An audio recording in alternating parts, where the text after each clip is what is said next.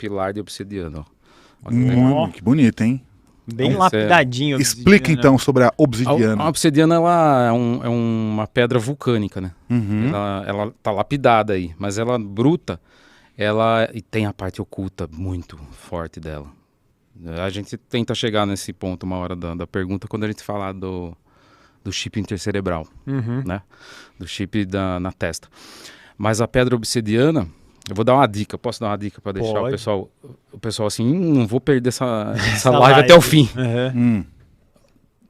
A pedra obsidiana ela é vulcânica e às vezes subterrânea, né? É a lava seca, só que em alta pressão, né? Então no subterrâneo ela fica assim. As mineradoras tiram e tal. Ela tem como função bloquear, ela como se fosse a criptonita da besta, sabe? A criptonita do Superman, né? Superman. Que ele pegou a criptonita verde e ele começa a ficar fraco. Essa é da besta, ou seja, da sombra. Ou de magos negros e essas coisas todas. Então, se você tem ela com você programada, de preferência, programada vibracionalmente, como eu vou fazer para vocês depois, em off, né? Porque, na verdade, a programação é a coisa mais fácil que tem. É só você colocar a intenção real ali dentro.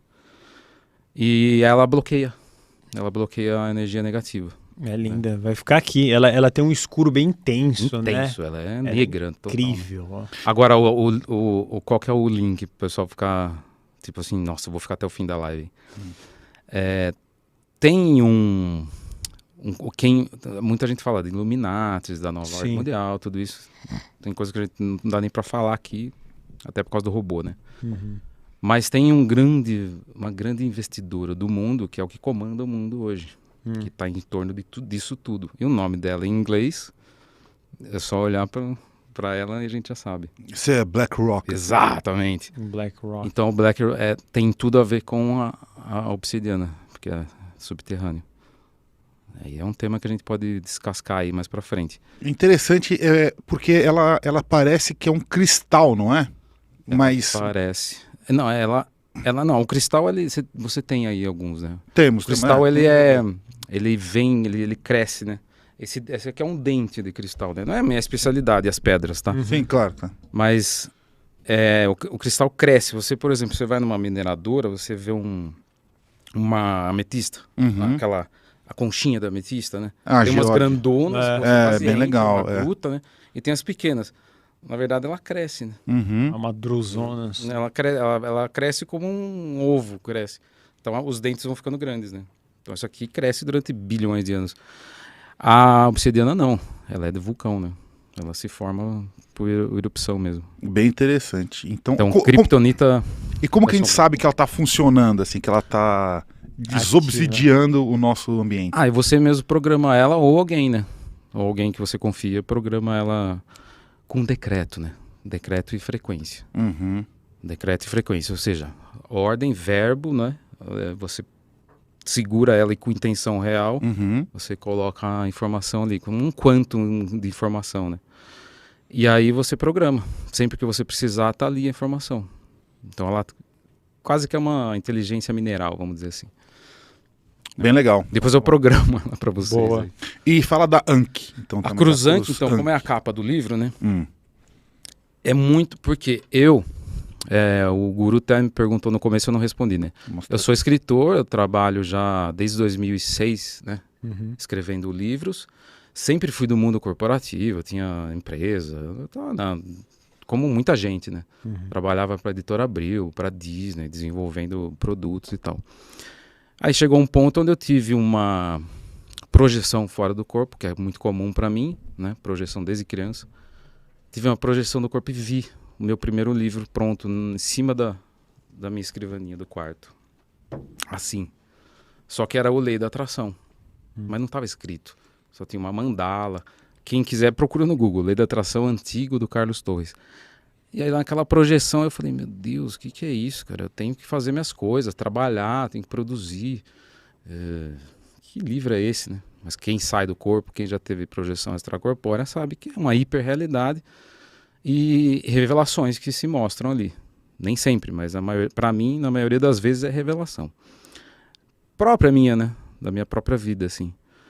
E ali uma voz veio, que hoje eu sei quem é, que é o meu mentor egípcio.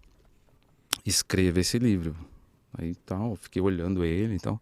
No outro dia eu já desenhei a mandala, que eu tinha visto, e fui atrás de começar a produzir, escrever, e em um mês estava publicado pela editora Madras.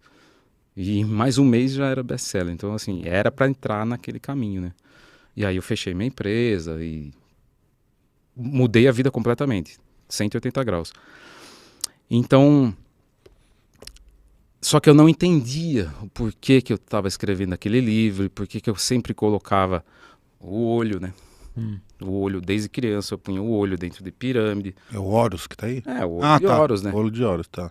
Sempre, eu tenho outras tatuagens de olho, sempre o olho, desde pequeno, sabe quando você está na escola? Já tava fazendo. O professor ensinando matemática e você desenhando o olho e pirâmide. Era o código espiritual já da minha essência de escola de mistérios do olho de Horus, né? Então agora vamos entrar no que o Ale perguntou. Escola de mistérios do olho de Horus do Antigo Egito, que é a escola de Akhenaton, Nefertiti, né? Marido e mulher. Tinha outras escolas? Tinha escolas de magia negra no Egito? Tinham. A escola de magia da luz mais poderosa do Antigo Egito, que é o que eu sigo e é a minha essência, hoje eu sei por muitas revelações, e não foi nenhuma taróloga que me disse, tudo revelação própria, porque é o ideal para quem está ouvindo, o ideal é sempre você ter a sua, mesmo que ela pareça meio maluca, meio ilusão, meio coisa de outro mundo, coisa da minha mente. Não. Você tem que decodificar isso e ir montando o seu quebra-cabeça, né? Demorou para eu montar o meu quebra-cabeça. Você imagina, desde criança, 6 anos de idade, você ter projeções e ver coisas, entrar no espelho. Nossa. Né? Como é que é essa de entrar no espelho? Isso é entrar no espelho. Isso. Não, muito interessante.